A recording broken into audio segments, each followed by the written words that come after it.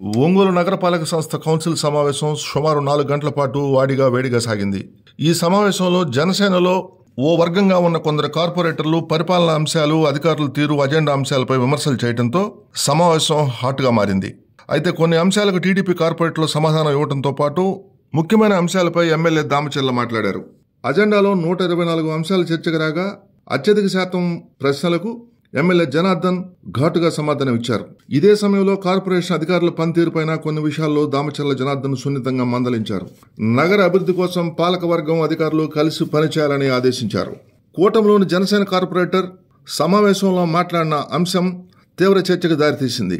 MLA Damacharla Janardhan తీరును ఆరోపిస్తూ ఉద్దేశపూర్వకంగానే తన డివిజన్లో అభివృద్ధి పనులు చేయటం లేదని, ఇటీవల ఉప ముఖ్యమంత్రి పవన్ కళ్యాణ్ నటించిన హరిహర వీరమల్లు చిత్రంలో ఫ్లెక్సీలు తొలగించారని, కూటమిలో జనసేన నగర అధ్యక్షుడిగా తనకు ప్రాధాన్యం ఇవ్వటం లేదంటూ రచ్చ చేశారు. దీనిపై తీవ్రంగా స్పందించిన ఎమ్మెల్యే దామచర్ల జనార్దన్ ఘాటుగా సమాధానం ఇచ్చారు. కార్పొరేటర్ మలగా రమేష్ డివిజన్లో ఎన్ని పనులు చేశారో చెప్పాలని అడగ్గా ఇప్పటి వరకు 1.4 కోట్లకు పనులు చేపట్టినట్లు తెలిపారు. విమర్శలు చేసే ముందు వాస్తవాలు తెలుసుకో, మీకేదైనా సమస్య ఉంటే మీ పార్టీ అధ్యక్షుడితో మాట్లాడుకోవాలని చెప్పారు. అంతేగాని ఆరోపణలు చేస్తే సహించేది లేదని హెచ్చరించారు. కార్పొరేటర్ మలగా రమేష్ చేసిన వ్యాఖ్యలపై డిప్యూటీ మేయర్ వేమూరి బుజ్జి, టీడీపీ కార్పొరేటర్లు దాచల వెంకటరమణయ్య, అంబూరు సీను, తిప్పనమల్లి రవితేజ తీవ్రంగా ఖండించారు.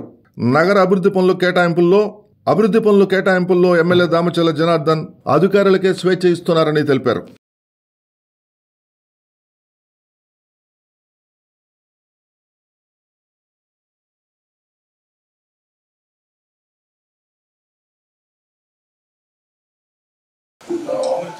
అమృత్ స్కీమ్ కింద గతంలో జీవో నెంబర్ 12 డేటెడ్ 20/21/23 మన కౌన్సిల్లోనే 6/4/23 అమృత్ స్కీమ్ దానికి మనం ఆమోదం చేద్దాం అధ్యక్ష. 339.9 కోట్ల రూపాయలకి మనం ఆ రోజు కౌన్సిల్లో మనం వచ్చిన సబ్జెక్ట్ వచ్చింది. ఆ రోజు మన కౌన్సిల్లో తీర్మానం కూడా ఆమోదం చేస్తాం అధ్యక్ష.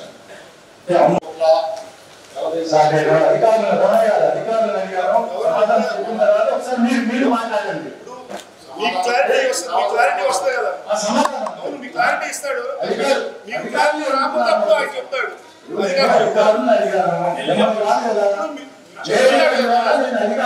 ఆమోదించమని చెప్పాను. దానికి చెప్పట్లేదు కదా, చెప్పేది కూడా నాకు నా దానికి సమాధానం చెప్తుంటే మీరు వచ్చే ప్రశ్న అడగండి. మీకు సమాధానం కోసం కావాలి. ఎవరైతే సమాధానం చెప్పాలి కానీ నీకు పలానా చెప్పాల్సిన అవసరం లేదు కదా. దయచేసి గమనించాలి, గౌరవ సభ్యులకి సమాధానానికి సమాధానం చెప్పండి. దయచేసి అర్థం చేసుకోవాలి.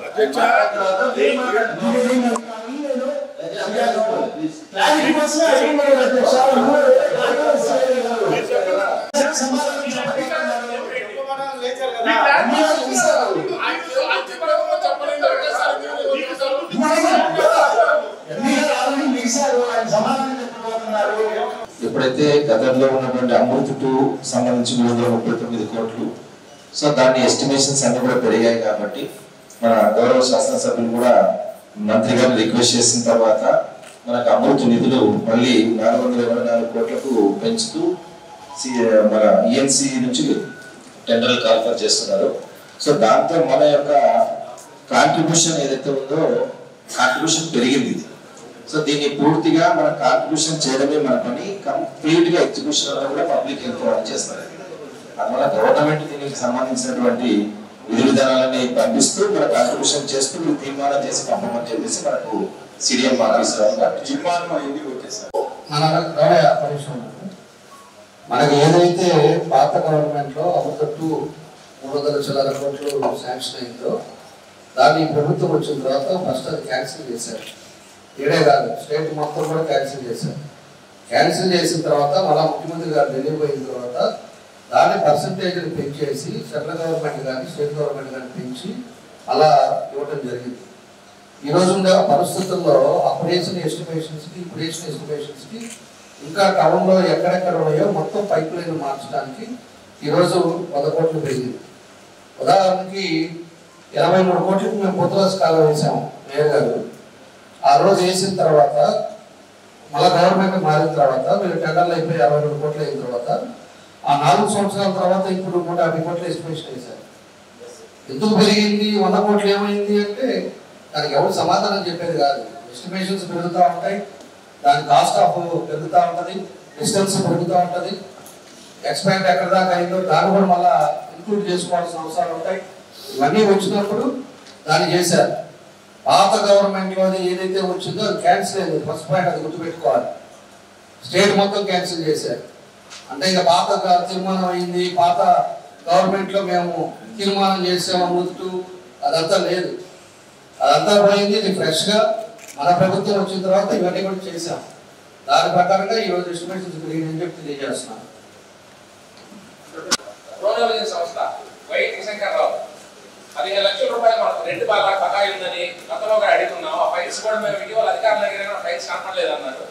అతను సుమారు మనకు 15 లక్షల రూపాయలు పీజీ బ్యాంక్ గ్యారెంటీ కూడా అధికారులు కూడా ఏ విధంగా ఇచ్చారో కనీసం దాని మీద అధికారులు అడిగితే ఆ ఫైల్ ఎక్కడ కూడా మాకు తెలియదు. రెవెన్యూ సెక్షన్ అంటే ఇంజనీరింగ్ సెక్షన్ అంటారు, ఇంజనీరింగ్ సెక్షన్ అయితే రెవెన్యూ సెక్షన్ అంటారు. ఇప్పుడు ఒక చిన్న షాప్ మన మున్సిపాలిటీ రెంట్ కట్టకపోతే వాళ్ళు మనకు గందరగోళం చేసి రెంట్ కట్టిన ఊరుకోవు లేదా ఖాళీ చేపిస్తాం. 15 లక్షల రూపాయలు బ్యాంక్ గ్యారెంటీ ప్లస్ రెండు కట్టకపోతే గత కౌన్సిల్ కూడా నేను అడిగాను, దాని గురించి ఆన్సర్ చెప్పడం లేదు, కనీసం సమాధానం లేదు. వాళ్ళడిగితే వీళ్ళు అడిగితే వాళ్ళు అంటే మన జులు చిన్న చిన్న షాపుల వాళ్ళ మీద 15 లక్షల రూపాయలు ఎవరు బాధ్యులు? ఈ 15 లక్షల రూపాయలు మనకు అవసరం లేదా మున్సిపాలిటీ నష్టం జరిగింది ఎవరో ఒక వ్యక్తిగా లేదా ఇంకొకటి జరగడం కోసం మనం ఇవన్నీ పెట్టుకునే దేనికి మనం దాని మీద ఆన్సర్ అయితే ఇంజనీరింగ్ సెక్షన్ అయితే రెవెన్యూ సెక్షన్ అయితే ఇప్పుడు నుంచి నాకు ఫైల్ ఉందండి, గత ఫైల్ లేదంట. అసలు ఏంది మేడం ఇది, ఏం జరుగుతుంది ఇక్కడ? సమాధానం చెప్పాలి కదా.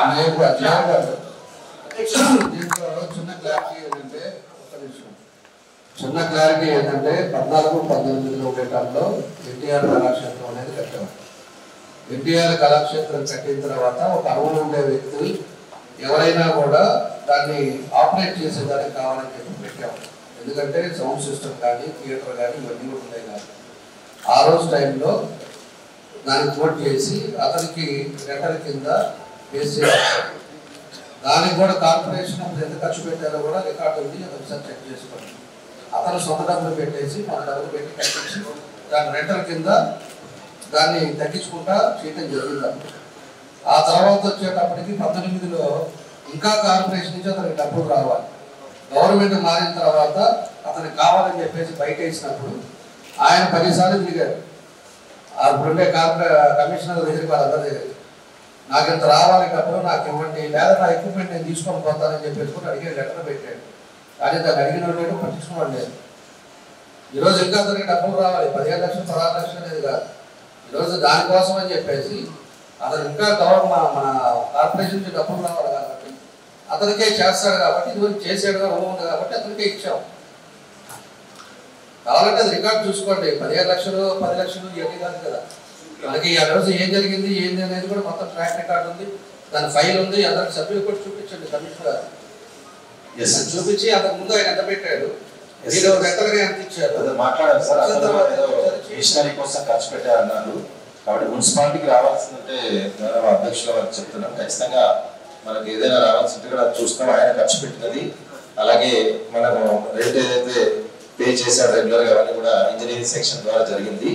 సో గతంలో కే కోటేశ్వరరావు అనేటువంటి ఆయన 35,000 రెంట్తో చేశారు మేడం. ఇప్పుడు మనం రీసెంట్ గా కార్తీక్ అనేటువంటి ఆయనకు ఇచ్చాము. శంకర్ గారు కార్తీక్ అనేటువంటి ఆయన పేరుతో తీసుకున్నారు. దీనికి మనం ఆ గతంలో 35,000 ఉంటే ఇప్పుడు 38,150 రూపాయలకు మనకు టెండర్ కమ్ యాక్షన్ పద్ధతిలో తీసుకున్నాం. కాబట్టి ఇవన్నీ కూడా కొన్ని రిపేర్స్ అవన్నీ కూడా గతంలో చేస్తున్నారు కాబట్టి వెరిఫై చేసి ఖచ్చితంగా ఆయన ఇవ్వాల్సినటువంటి బ్యాలెన్స్ ఎవరంటే కూడా మనం మున్సిపాలిటీ చెల్లించుందని చర్యలు తీసుకుంటాం. గౌరవ సభ్యులకు తెలియజేస్తాం. ఏదేమైనా అసలు ఒక ఫైల్ అనేది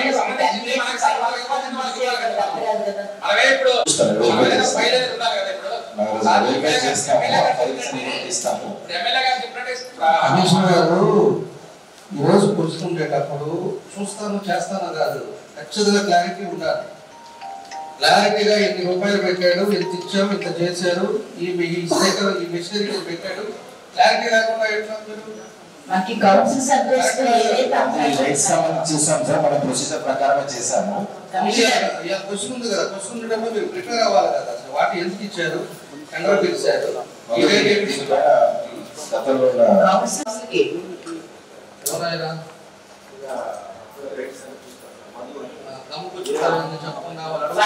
కంపల్సరిగా ఫైల్స్ తెచ్చుకోండి. బాధ్యత లేదా కొంచెం పాటు మీకు తర్వాత సబ్జెక్ట్ దాని మీద ఏంది అనేది ప్రాబ్లం అనేది మళ్ళీ ఇంజనీరింగ్ సెక్షన్ అడిగేది తిరిగి పనులు చేయమని చెప్పి చెప్పడం జరిగింది అధ్యక్ష. మరి ఇవాళ గడప గడప మన ప్రభుత్వం అనేటువంటి వర్కుల్ని పూర్తిగా రద్దుపరిచేటువంటి అంశంగా దీన్ని మేము భావిస్తున్నాం అధ్యక్ష. ఇదే సమావేశంలో మరి మొదట్లో మన ఎన్నికైనటువంటి సందర్భంలో అప్పటి ప్రభుత్వం 15th finance commission SC sub plan నిధులు కానివ్వండి అప్పుడు ఇవ్వకుండా వాళ్ళు దాన్ని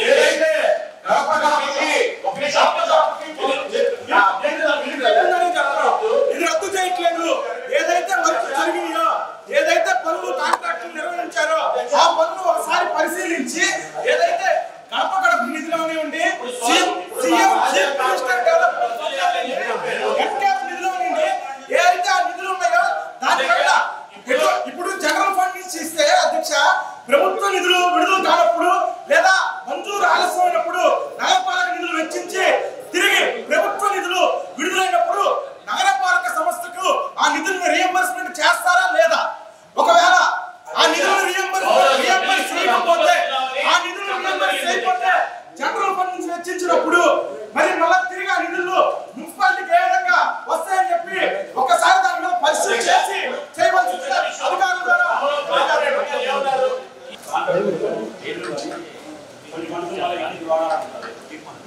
రోడ్లు మళ్ళా రోడ్డు తవ్వడం ఏ రోడ్డు మళ్ళీ రోడ్ వేయడం మళ్ళీ పైప్ లైన్ తవ్వడం కాకుండా ఒక పైప్ లైన్ మ్యాప్ చేయడం ఏ డివిజన్లో ఈ పైప్ లైన్ పోతే అక్కడ రోడ్లు వేసుకుంటా ఇది కూడా తవ్వడం చేయడం కాకుండా వచ్చే 4 కోట్ల స్కీము 30 కోట్ల రెడీ చెప్పినట్టుగా సుమారు వస్తాయి. మళ్ళీ మొత్తం టీపీ స్కీమ్ వస్తాయి కూడా సుమారు 5 కోట్లు మనకు వస్తున్నాయి. కాబట్టి టౌన్ ఏ విధంగా బాగా చేసుకుంటే బాగుంటుంది. ఒక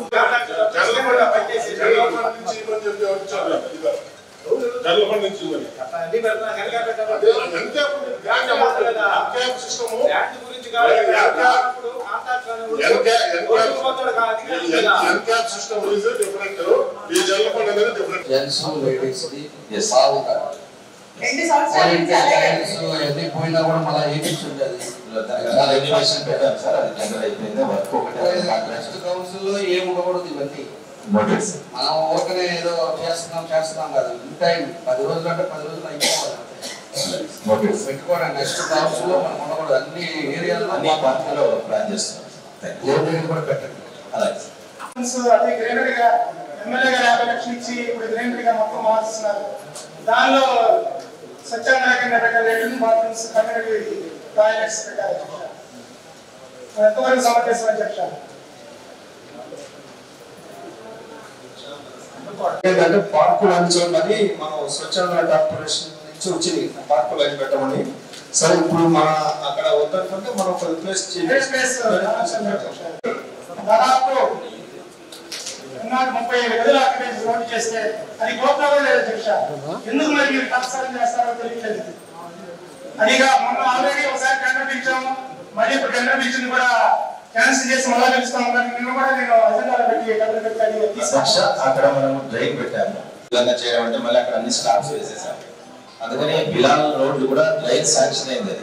డ్రైన్ వర్క్ స్టార్ట్ అయినప్పుడు ఒకేసారి ఎంక్రోచ్మెంట్ తీస్తే అక్కడ వ్యాపారులకు కానీ రోడ్డు కానీ ఇబ్బంది ఉండదనే ఉద్దేశంతో దాన్ని ఆగాము తప్ప ఇంకో వేరే ఉద్దేశం లేదు.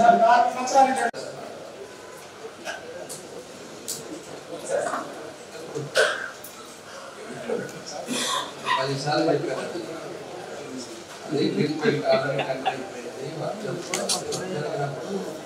మొత్తం ఉండేయాన్ని చూసుకోవాలి కదా. అక్కడ ఎవరైనా ఉండే వాళ్ళకి కూడా ఆల్టర్నేటివ్ డేస్ కూడా చెప్పారు.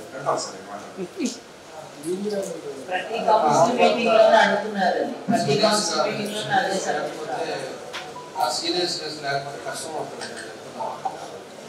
శానిటేషన్ లో ప్రాబ్లం అనేది రాష్ట్ర గవర్నమెంట్ నుంచి వస్తూ ఉంది. దగ్గర 150, 160 మంది వరకు డబ్బులు తీసుకుంటున్నారు అని కాదు.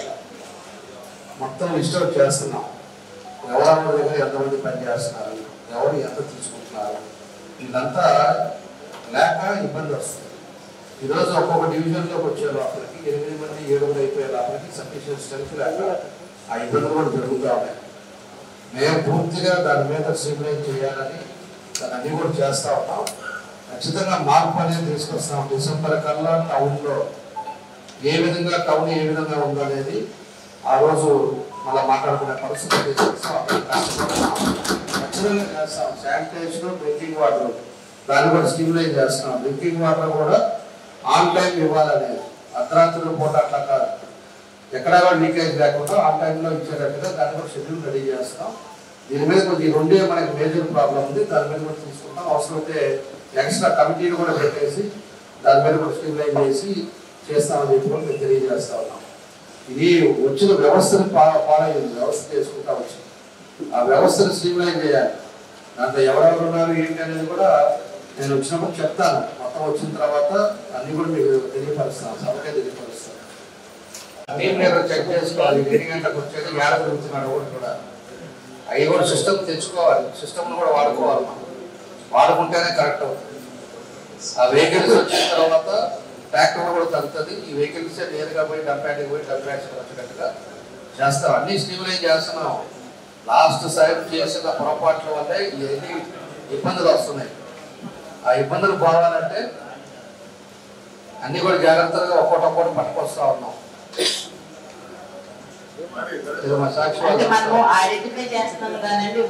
కానీ అధ్యక్ష, మరి ఇవాళ ఈ అంశానికి రూరల్ సంస్థ కమిషనర్ గారు కొన్ని చట్టబద్ధమైనటువంటి హక్కులు పాటించారా లేదా అనేటువంటి మాట చూడాల్సి వస్తుంది అధ్యక్ష.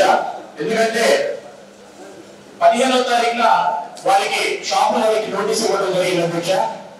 మరి ఆర్టీపీ కోసం అప్రూవల్ కోసం ఇవాళ పెట్టడం జరుగుతుంది అధ్యక్ష.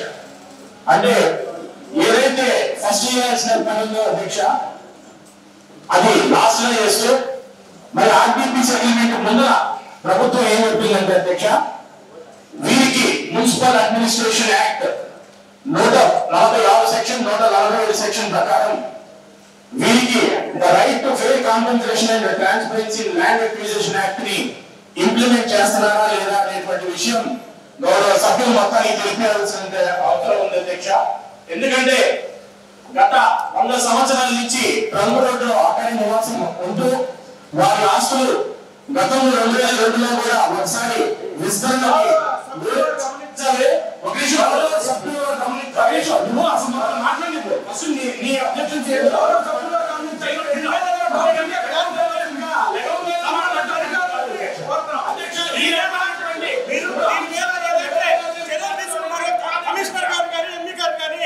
దానికి బదులువలసిందిగా కోరుతున్నాం అధ్యక్ష. Kurnool road development master plan ప్రకారం జరుగుతుంది. గౌరవ శాసనసభ్యులు వారు రాత్రి కూడా మీటింగ్ నిర్వహించారు. కర్నూలు రోడ్లో ఎవరైతే వ్యాపారస్తులు ఉన్నారో షాపులు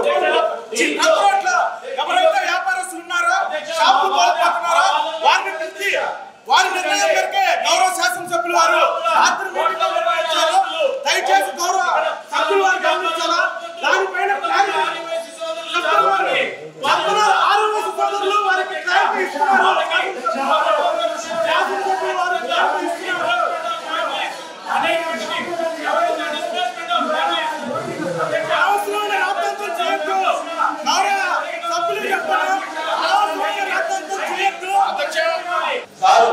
సారు మా వయసు ప్రభుత్వంతో వ్యాపారస్తులతో డిస్కస్ చేయడం జరిగింది. ఓపిక ఉన్న గంట కూడా ఒక్కొక్క మాట్లాడడం జరిగింది. హడావుడిగా 10 హడావుడిగా కొన్ని గతంలో కొట్టబట్టలు బాగుంది, మనం ₹1 వాళ్ళకి నాగుడు వెళ్ళిపోయిందా కానీ సార్ ఎవరికేం కావాలని అడుగుతా 4 సార్లు మీటింగ్ పెట్టి ఏం కావాలని దాని మీద జరిగింది. రాత్రి కూడా మీటింగ్ జరిగింది. 14 అయితే 120 మంది షాపులు ఓపెన్ అయ్యి సుమారు 97 నుంచి 110 మంది 85 నుంచి 77 మంది వాళ్ళకి ఏం కావాలనే దాని మీద ఎన్నోసార్లు మీటింగ్ జరుగుతా ఉంటే వీళ్ళు బయట అన్యాయం జరిగిపోతుంది మా వయసు అన్నట్టుగా రకరకాల రూమర్స్ చేస్తున్నారు. 100 మందికి ఏం చేయాలని ఆలోచిస్తే మిగిలిన 20,000 మంది ఉన్నారు వయసు ఒంగోలు నగరాల మా వాళ్ళు వాళ్ళందరికీ అన్యాయం జరిగిపోతున్నట్టుగా వీళ్ళు క్రియేట్ చేయడం ఇబ్బంది కరెక్ట్ కాదు. అయితే డైరెక్షన్ ఇచ్చారు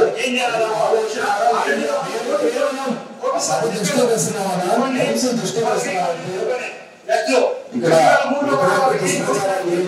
2003లో పోయిన కూడా టీడీఆర్ ఫండ్స్ కూడా సహకరిస్తున్నారు. ఇంకా కొత్తగా 70 మంది కూడా ఓల్డ్ మార్కెట్ షాపులు కట్టాలని దాని మీద డిస్కస్ చేస్తున్నారు. కానీ 100 మంది 70-80 చేస్తే మరి గవర్నమెంట్ అని ఇచ్చిందా లేదా కూడా అధికారంతో చర్చలు జరిగి ఫైనల్ చేయడానికి కూడా ఈ రోజు ఈ అంశం పెట్టడం జరిగింది.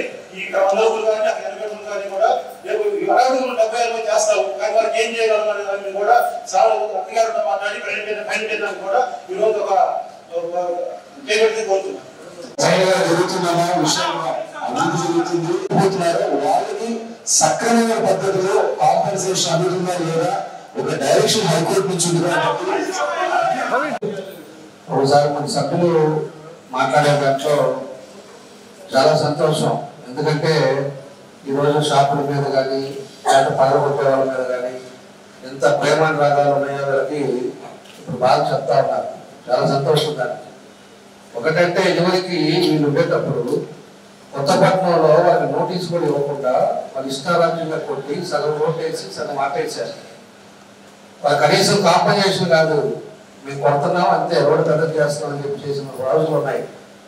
అది ఒకసారి మనం గుర్తుంచుకోవాల్సిన అవసరం లేదు. ఈరోజు మేయర్ గారు ఈరోజు వచ్చేటప్పుడు మేము ఈ 4 సార్లు వైశాఖ మీటింగ్ పెట్టాం. ఎవరు ఏంటి షాప్స్ ఉన్నాయో అక్కడ అందరూ కూడా పిలిపించాము, అందరితో మాట్లాడాము. ఈరోజు రాత్రి కూడా మీటింగ్ చేశాం. వాళ్ళకి ఏ విధంగా చేయాలి, ఏ విధంగా కాంపన్సేట్ చేయాలి, ఏ విధంగా పూర్తిగా పోయిన వాళ్ళకి షాపులు ఇవ్వాలి అన్నీ కూడా వాళ్ళకి చెప్పాం. వాళ్ళు ఈరోజు 70 అడుగుల దాకా అయితే మేము పర్వాలేదు అనే పరిస్థితికి వచ్చి వాళ్ళే సాటిస్ఫై అయ్యి వాళ్ళే రాత్రి మేము ఆల్మోస్ట్ 10 దాకా మన భుజగారు కానీ శాండిగా గారు కానీ ఇంకా మన తాతా బయట వాళ్ళందరూ కూడా కూర్చొని మీకు ఏం కావాలి ఏం చేయాలని చెప్పేసి పద్ధతి ప్రకారం వెళ్తున్నాం. దీని ఏదో వీళ్ళు ఒక సానుభూతి కోసమో లేకపోతే ఏదో తెలియక మాట్లాడుతున్నారు మాకు అర్థం కావట్లా. మేము చేసే పని ప్రతి ఒక్కటి చిత్తశుద్ధితో చేస్తాం. ప్రతి ఒక్కటి కూడా ఇబ్బంది లేకుండా ఎదుటి వాడిని తీసేటప్పుడు మాకు బాధ, వాళ్ళ మీద మన కక్షలు లేకపోతే వాళ్ళని ఏదో ఇబ్బంది పెట్టాలని ఉద్దేశం కాదు. అది కూడా చెప్పాం. చేసేది అందరి కోసం చేస్తున్నాము. టౌన్ ఎక్స్పాండ్ అయింది, టౌన్లో డబల్ వేలే ఉండాలి, సింగిల్ వే ఉండకూడదు అని చెప్పి ఈరోజు కొత్తపట్నం రోడ్డు కానీ ఇది కానీ రెండు కూడా మాట్లాడుతున్నాం చేస్తున్నాం. దాని దగ్గర 70కి వచ్చారు వాళ్ళు. దాన్ని ఫైనలైజ్ అయితే దాన్ని కూడా మేము అఫీషియల్గానే చెప్పేసి రేపు వాళ్ళకి ఎంతమంది పోయారో వాళ్ళకి షాప్స్ ఇచ్చేదానికి కూడా ముందున్నాం.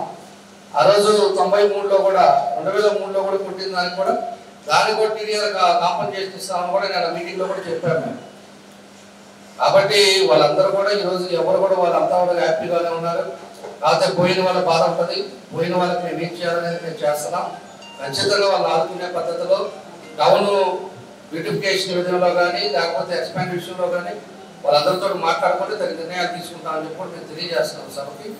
కాబట్టి వాళ్ళు ఏదైనా ఉన్నా కూడా మన వాళ్ళు ఆయన డిప్యూటీ మేయరే కదా, డిప్యూటీ మేయర్ బుజ్జిగారిని అడిగితే చెప్తారు అంతా. మీరు ఏం చేస్తున్నారా ఏంటి పరిస్థితి, వాళ్ళకి ఏమైనా అన్యాయం జరుగుతుందంటే ఆయన చెప్తాడు. అంతేగాని ఊరకనే మనం వాళ్ళకి అది చేస్తున్నారా ఇది చేస్తున్నారా ఏదో సెక్షన్లో మాట్లాడటం వల్ల ఉపయోగం లేదని చెప్పి కూడా ఈ సందర్భంగా నేను తెలియజేస్తాం.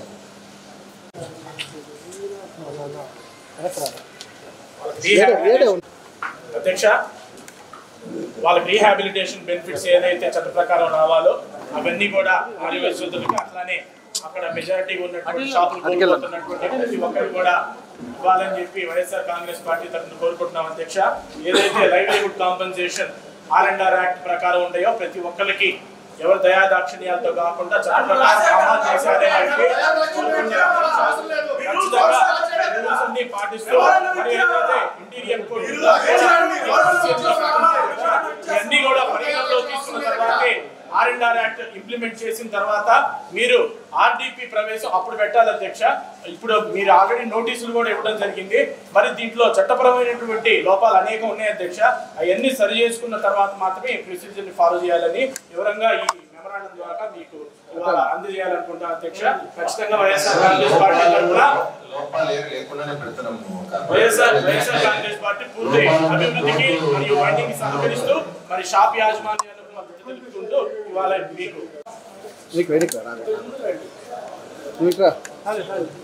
అడుగురు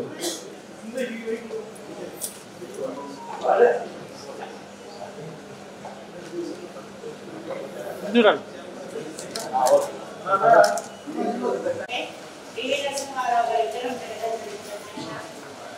ఇప్పుడు అక్కడి నుంచి దాన్ని కదిలిస్తే మా కమ్యూనిటీ వాళ్ళ మనోభావాలు దెబ్బతింటాయి కాబట్టి గౌరవ ఎమ్మెల్యే గారికి మీ ద్వారా తెలియజేసుకుంటున్నాను. ఒక్కసారి మళ్ళీ ఆలోచించి నిర్ణయం తీసుకోవాల్సిందిగా సార్ కోరుతున్నాను. అంతేకాదు అధ్యక్ష, గతంలో రామారావు గారు కూడా టీవీ నరసింహారావు గారి మీద ఉన్న గౌరవంతో నంద్యాలలో ఆయన పోటీ చేస్తున్న అభ్యర్థులు ఎవరిని నిలబెట్టలేదు అధ్యక్ష. కాబట్టి అంతటి మహోన్నత వ్యక్తికి మన పార్టీ తర్వాత అవమానం జరగకుండా చూసుకోవాల్సిందిగా కోరుతున్నాను అధ్యక్ష. తొలగించడమా చూసారా, అందులో తొలగించడమా ఏదైనా ఒక్కసారి ఫస్ట్ రిక్వెస్ట్ చేస్తున్నా. టీవీ నరసింహారావు గారు అంటే మాకు గౌరవం, ఓసీ గారు అంటే మాకు గౌరవం. దీంట్లో అక్కడ వచ్చిన సబ్జెక్ట్ ఏంటంటే ఆ రోజు ఉండే పరిస్థితుల్లో పర్మిషన్ లేకుండా అక్కడ పెట్టారు. అది తీసేయండి, అది కూడా పక్కన పెట్టండి. ఆ రోజు ఎన్నికలు వస్తుంది అని చెప్పేసి కులాల వారీగా ఇష్టారాజ్యంగా ఎక్కడ పడితే అక్కడ బొమ్మలు పెట్టారు. దానివల్ల వేరే బొమ్మలు మేము ఎక్కడ కూడా డిస్టర్బ్ చేయట్లా. ఎందుకంటే ఇది ప్రాబ్లమాటిక్ గా ఉంది. ప్రాబ్లమాటిక్ గా ట్రాఫిక్ ఇబ్బంది వస్తూ ఉంది. అందుకని రోసే గారి బొమ్మ చుట్టూరు కూడా కాంపౌండ్ అది చిన్న వారు కట్టుంటే అది కూడా తీసాం. దానికి కూడా వాళ్ళ కమ్యూనిటీ ఎవరైతే జిల్లా హెడ్ ఉన్నారో వాళ్ళతో కూడా మాట్లాడాం. ఈ విధంగా ఉంది. ఆ రోజేమో ఓట్ల కోసం పెట్టారు, వాళ్ళ మీద ప్రేమతో కూడా కాదు, ఆ ఓట్ల కోసం పెట్టారు కాబట్టి ఇది ట్రాఫిక్ ఇబ్బంది వస్తుంది, మీకు ఇక్కడి నుంచి పక్కకి జరిగి పెడుతున్నాం అని చెప్పి వాళ్ళతో మాట్లాడిన తర్వాత వాళ్ళందరూ కూడా ఆ రైటింగ్లో ఇచ్చారు. అలాగేనండి, మంచిది, అట్లానే పక్కన మార్చండి, ఇది కూడా మాకు కూడా వాళ్ళ దృష్టికి వచ్చింది, ట్రాఫిక్ ఇబ్బంది, యాక్సిడెంట్ అవుతుంది అని చెప్పేసి వాళ్ళు కూడా ఆన్ రైటింగ్లో ఇచ్చిన తర్వాతే మనం సభలో పెట్టాం. దాన్ని ఏమి తీసుకెళ్ళి ఎక్కడో మనుషులు లేని దగ్గర లేకపోతే అట్లా కాదు, అక్కడి నుంచి జస్ట్ 10 అడుగులు 15 అడుగుల్లో పక్కనే తీసి పక్కన పెట్టి ట్రాఫిక్ ఇబ్బంది లేకుండా చేయాలని చూస్తున్నాం. ఎలా ఒక పేపర్లో సాక్షి పేపర్లో పెద్దది రాశాడు, పెద్ద మ్యాటర్ మామూలు కాదని, చరిత్రలో జరగనంత పెద్ద మ్యాటర్ రాశాడు. జనాలు ప్రాబ్లం ఉండేది ఏంటనేది రాయలు వీళ్ళు, ఎక్కడెక్కడ ఏం జరుగుతుంది ఇట్లాంటివి రాస్తుంటారు. పేపర్గా మీడియా అయినా కూడా మంచి పనులు మంచి దాంట్లో ఏది కావాలో చేసుకుంటా పోతే ప్రజలకు ఉపయోగాలు ఉంటాయి. అది ఆల్రెడీ మేము కమ్యూనిటీతో మాట్లాడాము, శాండీగా వాళ్ళు ఉన్నారు, వాళ్ళు కూడా వాళ్ళ దాంట్లో మాట్లాడి దాంట్లో రైటింగ్ ఇచ్చారు, అది కూడా సబ్మిట్ చేసాము కార్పొరేషన్. రిటర్న్ ఇచ్చారు మేడం. వాళ్ళ కమ్యూనిటీ పెద్దలు మన మేడం గారు ఇందాక మాకు మళ్ళా కూడా చెప్తున్నాం, ఆయన గౌరవానికి భంగం చేసేది లేకపోతే వీళ్ళ గౌరవాన్ని తగ్గించడం అనేది మా ఉద్దేశం కాదు. అక్కడ ఉండే ప్రదేశంలో అక్కడ ఉండే పరిస్థితుల్లో 10 అడుగులు జరిపి పెడుతున్నాం. దాని కాస్ట్ కూడా కార్పొరేషన్ నుంచే దాన్ని పెట్టిస్తాం. దాన్ని నీట్గా మళ్ళీ ఏ విధంగా చేయాలో ఆ విధంగా చేస్తాం. అదండి సార్. ఒంగోలు నగర ప్రజలు తాగునీరు ఎద్దడిని ఎదుర్కోవడానికి ఒక దహార్చించడానికి రంగారావు గారు దాదాపు ఆర్టీసీ బస్ స్టాండ్కి అయితేనేమి, మంచినీరు రంగాల చెరువుకి అయితేనేమి, రంగాల చెరువు అభివృద్ధికి దాదాపుగా రంగుల ఫ్యాక్టరీ దగ్గర ఒక 12 ఎకరాల స్థలం కూడా ఇవ్వడం జరిగింది.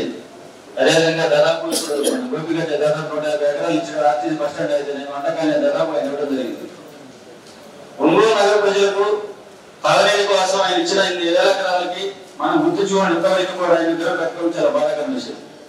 దాదాపు 4 దశాబ్దాలైనా 4-5 దశాబ్దాలైనా కూడా ఆయన విగ్రహం పెట్టుకోవాలని ఈ జనసేన పార్టీ నుంచి డిమాండ్ చేస్తున్నాం. అదేవిధంగా అధ్యక్ష, ఈరోజు నగరంలో దాదాపు సంవత్సరం కోట్ల ప్రభుత్వం వచ్చి దాదాపు అంశాల్లో దాదాపు 50 కోట్ల రూపాయల వర్కులు కట్టడం జరిగింది. అదేవిధంగా దాదాపు 25 కోట్ల రూపాయల వర్కులు కూడా కంపెనీ అవ్వడం కూడా జరిగింది. ఎన్కాపీ 50 ఫైనాన్స్ అయితే జనరల్ ఫండ్ అయితేనేమి. అధ్యక్ష, మీరు నేను మున్సిపల్ అధికారులు తెలియజేయడం ఏంటంటే, ఈరోజు ఆంధ్ర రాష్ట్రంలో కూటమి ప్రభుత్వం అధికారం వచ్చినాక చంద్రబాబు నాయుడు గారు అయితేనేమి, పవన్ కళ్యాణ్ గారు అయితేనేమి, రాష్ట్రంలో 247 దృష్టిలో పెట్టుకొని అభివృద్ధిలో పాల్పంచుకుంటూ ఇద్దరు కలిసి ప్రతి కార్యక్రమాన్ని ప్రతి అభివృద్ధిని ఇద్దరు కలిసి మాట్లాడుకుని జరగడం జరుగుతుంది. అదేవిధంగా అధ్యక్ష 2008 నుంచి పవన్ కళ్యాణ్ గారితో మేము జరిగేయడం జరుగుతుంది. అధ్యక్ష ఒంగోలు ఎన్ని కోట్ల రూపాయలు అభివృద్ధి జరుగుతుంటే కనీసం జనసేన పార్టీ నుంచి 1 లక్ష వరకు డిస్కషన్ జరగట్లేదు. కనీసం స్టాండింగ్ కౌన్సిల్ ఏర్పాటు చేయడం లేదు. మా ఆలోచన కానీ మా సభ్యులు కానీ ఏం తీసుకునే పరిస్థితి కనబడలేదు అధ్యక్ష. ఇన్ని కోట్ల రూపాయలు జరుగుతుంటే కనీసం మీ అధికారంలో భాగస్వామ్యం ఉన్నాం. కనీసం ఒక ఉద్యోగం ఇచ్చే పరిస్థితిలో కానీ ఒక ఆఫీసర్ ఉద్యోగం ఇచ్చే పరిస్థితిలో కానీ ఒక ఆఫీసర్ నుంచి ఒక టెంపుల్ ఇచ్చే ఉద్దేశంలో కానీ ఎటువంటి పరిస్థితుల్లో కూడా అధికారులు మా వివక్ష చూపిస్తున్నారు. దయచేసి మాకు ఒక ఆలోచన ఉంది. జనసేన పార్టీ నుంచి మాకు అభివృద్ధి కోరుకుంటుంది. దాంట్లో భాగంగా మా ఆలోచన కూడా తీసుకుంటే బాగుంటుందని మేము తెలియపరుస్తున్నాం. ఇప్పటికి కూడా 1 లక్ష వరకు కూడా మాతో డిస్కషన్ జరగట్లేదు. కనీసం నేను ఎన్నో రోజుల నుంచి కష్టపడి ఒక పార్క్ నిర్మిద్దామని ప్రజలకి ఆలోచన మాట్లాడుతా అంటే దానికి పార్క్ నిలవడానికి కూడా గౌరవ కమిషనర్ గారు మాకు ఇచ్చే పరిస్థితి కనపడలేదు. గతంలో మన గౌరవ విజయ్ కుమార్ గారు మన ఉడాలి నుంచి దాదాపు 6.5 కోట్లు ఇచ్చిన తెలియపరిస్తే ఆయన ఎమ్మెల్యే గారు అయితే ఫోన్ చేసి ఆ పార్టీ 40 లక్షల రూపాయలు పెట్టమని చెప్తే కనీసం పెట్టలేని పరిస్థితిలో ఉన్నాం ఈరోజు. ఎందుకంటే అధ్యక్ష నిన్న గతంలో 10 లక్షలు ఉన్నప్పుడు దాని మీద పోరాటం చేసి కోర్టు వెళ్ళి మన మున్సిపల్ ఆస్తి కోసం నేను కోర్టులోకి వెళ్ళి గెలుచుకుంటాను అధ్యక్ష. దాన్ని నిర్మించి ఆ చుట్టుపక్కల ప్రజలకు ఆహార వాతావరణం ఇద్దామని చేస్తున్న అధ్యక్ష. దాన్ని కూడా సహకరించే పరిస్థితి లేదు.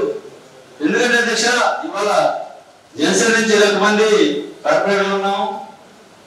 అందరు ఆలోచన ఉంటే దాంట్లో సీనియర్ డిప్యూటీ మేయర్ గారు ఉన్నారు, సీనియర్ కార్పొరేటర్ సురేష్ బాబు గారు ఉన్నారు. అదేవిధంగా 20 మంది కార్పొరేటర్లు 2 ప్రభుత్వ సభ్యులు ఉన్నాం. కాబట్టి మా ఆలోచనలు తీసుకోవాలని ఈ ద్వారా మేము నిర్ణయించుకుంటున్నాం. కాబట్టి దయవుంచి మాకు ఒక ఆలోచన ఉంది కాబట్టి అభివృద్ధిలో మమ్మల్ని కూడా పాల్గొంచుకోవాలని కోరుకుంటున్నాం అధ్యక్ష. అధ్యక్ష రంగరాయ చెల్లి సంబంధించి ఒకటి మేయర్ గారు, ఫస్ట్ ఆఫ్ ఆల్ పార్టీకి సంబంధించింది ఎన్డీఏ గవర్నమెంట్ గురించి ఉన్నాం. ఎన్డీఏ గవర్నమెంట్ లో జనసేన అధ్యక్షులు కానీ జనసేన కూటమి తోటి ప్రతి ఒక్కటి సంప్రదింపులు చేసిన తర్వాత జరుగుతున్నాయి. మనం ఏంటంటే ఇప్పుడు ఉండే నీటి ప్రకారంగా ఎక్కడ ఇబ్బందులు ఉన్నాయో దానికి ఫండ్స్ పెడుతున్నారు. దాన్ని అన్ని కూడా డిస్కస్ చేసుకుంటున్నారు, వాళ్ళు మాట్లాడుతున్నారు.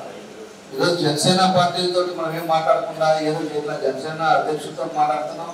వాళ్ళంతా పార్టీ సభ్యులు ఉన్నారు, వాళ్ళందరితో సమన్వయం చేస్తున్నాం. అన్నీ చేసుకొని పైనుంచి వచ్చిన దాని ప్రకారమే మనం ముందుకు వెళ్తున్నాం.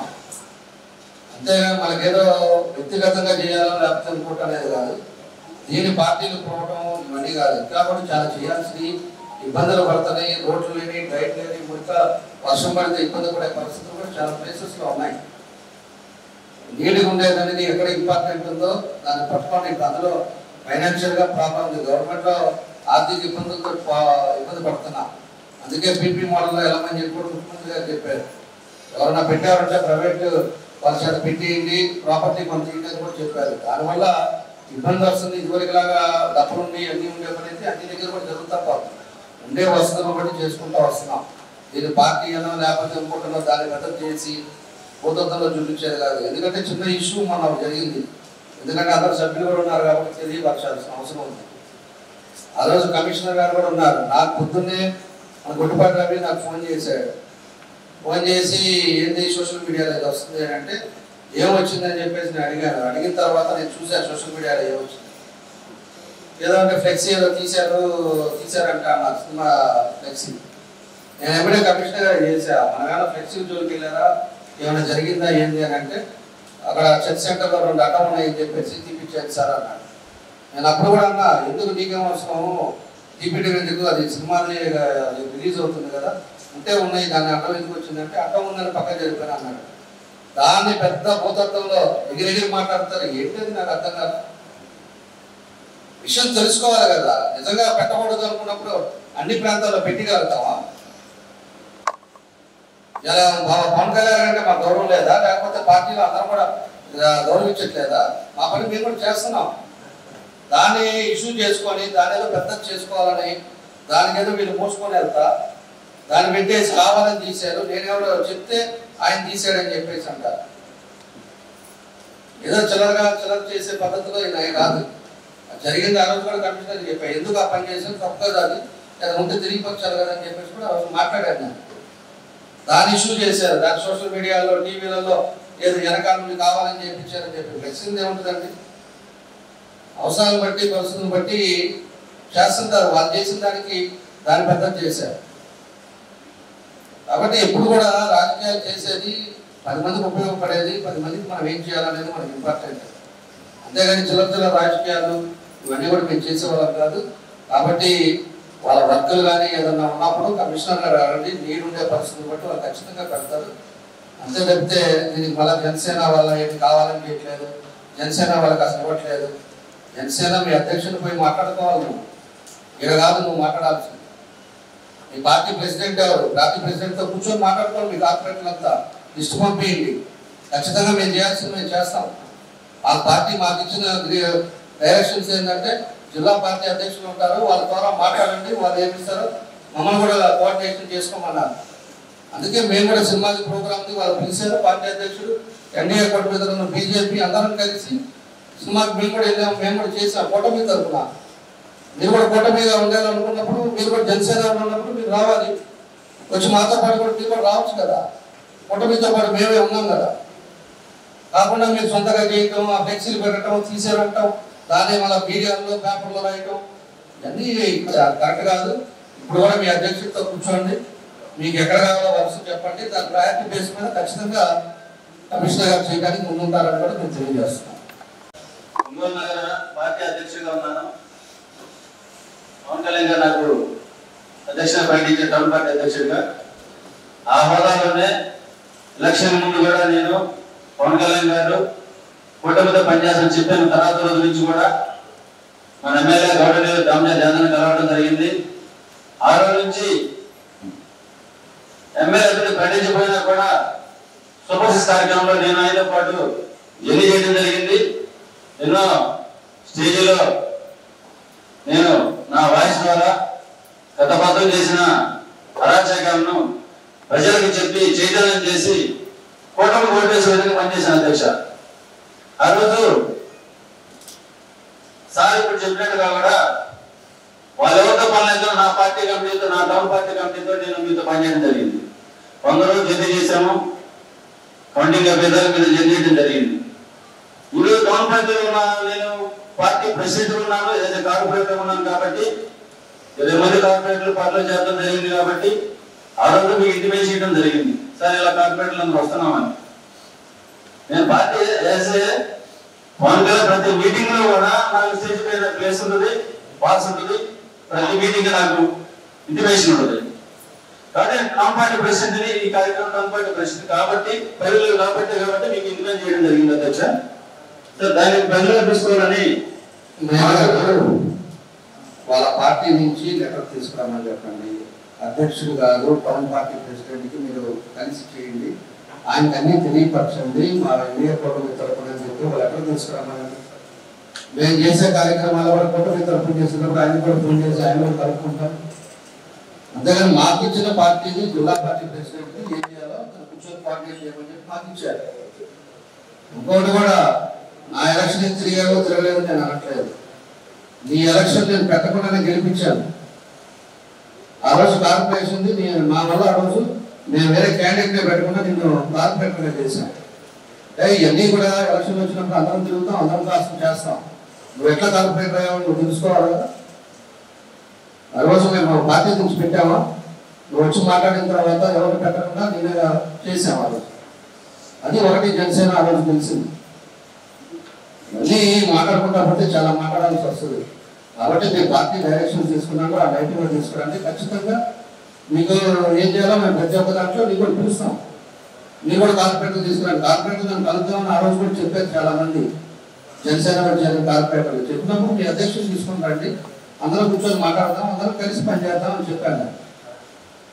కాబట్టి అన్నీ కూడా తెలుసుకోవాలని చెప్పి తెలియజేస్తున్నాను. ఎవరికి ఎవరి మీద ఎటువంటి దేశం మీద ఏం లేదు. మనందరం కూడా మనందరి అన్యంగానే పనులు చేసుకుంటూ పోతున్నాం, అందరూ కట్టుకుంటున్నాం, అందరూ కలిసి కలిసి పనిచేసుకుంటూ పోతున్నాం. దీంట్లో వేరే విధంగా అపార్థం చేసుకుంటే గౌరవ సభ్యులు మెల్లగా డిస్కస్ చేస్తున్నాం.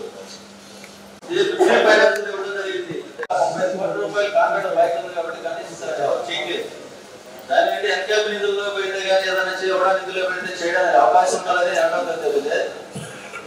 ఎవరు చేయలేదు కాబట్టి దాంట్లో తొందరగా చేయడానికి అవకాశం ఉంటుందని నేను తెలియడం జరిగిందని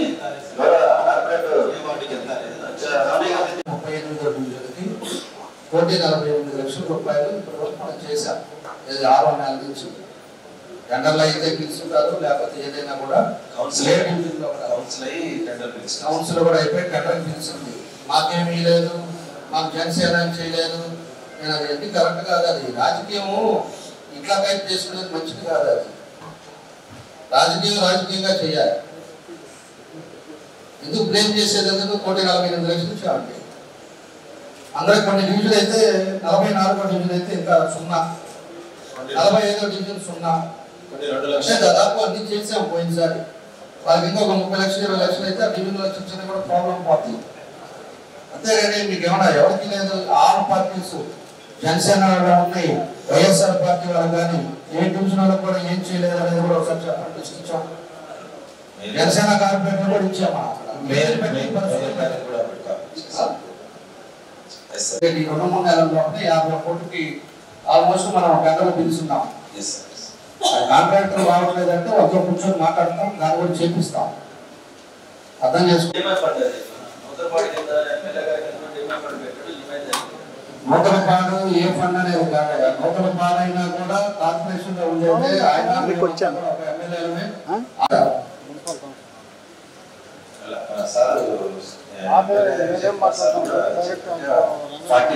ఏదో మీటింగ్ లో బెదిరించేసో లేకపోతే మేము అది కూటమిలో ఇంకోటనో ఏదైనా కావాలని చెప్పేసి బ్లాక్ మెయిల్ చేసేప్పుడు అయితే అసలు కట్టేది లేదు. కట్టగా ఎందుకు పెడతారు? చేయాల్సినవి చాలా ఉన్నాయి.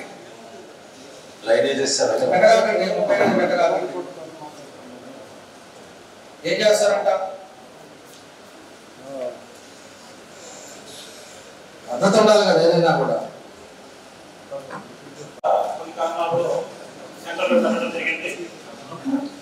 సెంటర్లో చాలా ఆర్యం తిరగడానికి కాంప్లెక్స్ కానీ ట్రాఫిక్ కానీ ఇబ్బంది ఉన్నందున చుట్టూ ఉన్న ప్లాట్ఫామ్ తీసి లోపల వాళ్ళ అధికారులు తీసుకోవడం జరుగుతుంది. అంతేకాకుండా అక్కడ వ్యవసాయ గారి కాకుండా మన ఎన్టీ రామారావు గారి విగ్రహం చుట్టూ కూడా ఉన్న సర్కిల్ ని అంతగా నీట్ గా ట్రాఫిక్ ఇబ్బంది లేకుండా చేస్తున్నాం. మనము వ్యవసాయ గారి విగ్రహం కూడా డివైడర్ దగ్గర ఎలా పెట్టాలనే దాని మీద కాంగ్రెస్ కమిటీ వాళ్ళని, జిల్లా ఆర్యవేశ సంఘము, రాష్ట్ర ఆర్యవేశ సంఘము, అక్కడ లోకల్ నాయకుల అధికారులు కూడా తీసుకోవడం జరిగింది. ఆ డివైడ్ ని మన కమిటీగా కొంచెం ఉత్తర్వులు జరపాల్సిన అవసరం ఉంది కాబట్టి జరిగిన తర్వాత అక్కడ పెట్టే విధంగా వాటి నీట్గా దానికి సర్కిల్ కానీ కొంచెం కానీ పెట్టే విధంగా కూడా ఎమ్మెల్యే గారు ఆర్యవేశ సంఘం కానీ అందరూ కూడా కలిసి నిర్మాణం జరిగింది. అపార్ట్మెంట్స్ 2016 ఉంది. అప్పట్లో కాంట్రాక్టర్స్ అని కార్పొరేట్ పేరున్న కానీ మనం ప్రభుత్వానికి తెలియజేస్తే కొత్త కాంట్రాక్టర్స్ తీసుకురావడం జరిగింది. ఒక్కొక్క కాంట్రాక్టర్ యొక్క కాస్ట్ 65 లక్షలు. అలాగే కాంపిటీషన్ చేయవలసిందిగా కోరుతున్నాను.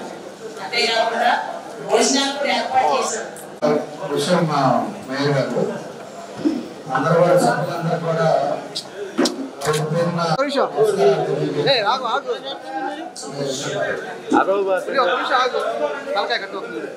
ఇప్పుడు రాష్ట్ర ప్రభుత్వం ఏదైతే ఎన్డీఏ కూటమి వాళ్ళు మన ముఖ్యమంత్రి గారు వీళ్ళందరూ కూడా కలిసి P4 కార్యక్రమం పెట్టారు. P4 public private people partnership అని చెప్పేసి పెట్టి అన్ని నియోజకవర్గాల్లో బిలో ప్రయారిటీ ఉండే వాళ్ళు ఎవరైతే ఉన్నారో దాన్ని ఐడెంటిఫై చేశారు. వాళ్ళు మన నియోజకవర్గం వచ్చేసి 11,000 దాకా బాగా ఇబ్బందికరంగా పూర్గా ఉండే వాళ్ళని 16 కుటుంబాల కింద వాళ్ళు శాంక్షన్ చేశారు. కాబట్టి మీ డివిజన్స్లో ఉండే దగ్గర ఎవరైతే వ్యాపారస్తులు ఉన్నారో, ఎవరైతే ఈ కాలేజెస్ ఉన్నాయో, వాళ్ళందరూ కూడా కొంతమంది ఒక 5-10 మందిని అడాప్ట్ చేసుకోవాలని చెప్పి అందరూ కూడా కోరుతా ఉన్నా. వాళ్ళ దగ్గర నుంచి వాళ్ళు ఏమి డబ్బులు పెడతారో కూడా అనేది కాదు, వాళ్ళకి నీటి ఏదైతే కావాలో, ఇల్లు లేకపోతే ఇల్లు, లేకపోతే పెన్షన్ లేకపోతే పెన్షన్, రేషన్ లేకపోతే రేషన్ కార్డు, అదేవిధంగా తల్లికి వందనం, ఇలాంటివన్నీ గవర్నమెంట్ నుంచి వచ్చే బెనిఫిషన్స్ కూడా అన్నీ కూడా మనం వాళ్ళకి ఏర్పాటు చేసి వాళ్ళని ప్రత్యేకంగా కాన్సన్ట్రేట్ చేసేదానికి ఈరోజు ఈ స్కీమ్ తీసుకొచ్చాము. ఇప్పటి వరకు దగ్గర 6,000 కంప్లీట్ చేసాం. ఇంకొక 5,000 ఇంకా 2-3 days అయిపోతాయి. కాబట్టి మీ అందరూ కూడా మనసు పెట్టి కొంతమందిని అందరూ కూడా తీసుకుంటే ఇది తొందరగా కంప్లీట్ చేసుకోగలిగామంటే అందరితోటి కొంతమంది కన్నా మనం వాళ్ళందరూ కూడా కంప్లీట్ చేసుకోగలుగుతాం, ఆ కుటుంబాలను ఆదుకున్న అవుతాం. కాబట్టి ఇవన్నీ కూడా చేయాలని చెప్పేసి కూడా మీ అందరినీ సందర్భంగా కోరుకుంటూ సెలవు తీసుకున్నాను.